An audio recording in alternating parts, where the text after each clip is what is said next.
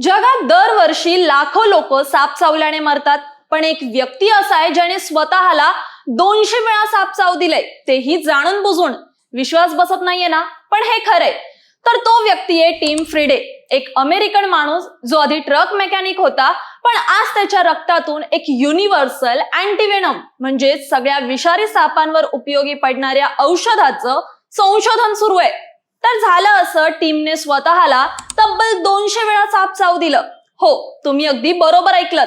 तो स्वतःला डेंजरस साप चावायला देत होता, जसं की कोब्रा, मांबा, तैपन्स, क्रेटस, जे जगातले सगळ्यात विषारी साप आहेत.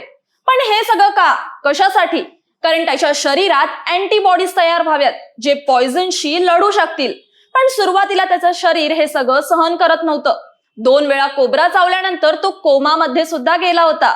पण तो काही थांबला नाही, कारण त्याचं मिशन होतं एक युनिव्हर्सल अँटीवेनम बनवायचं, जे कुठलाही साप चावला तरी कामी येईल.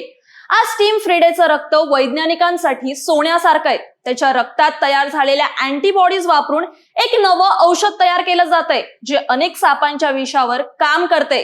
तसेच याआधी या औषधाची उंदरांवर चाचणी घेतली गेलीये आणि ते 13 डेडली सापांच्या विषावर यशस्वी ठरले. कारण सध्या जे अँटीवेनम असतं ते फक्त एका विशिष्ट सापासाठी असतं.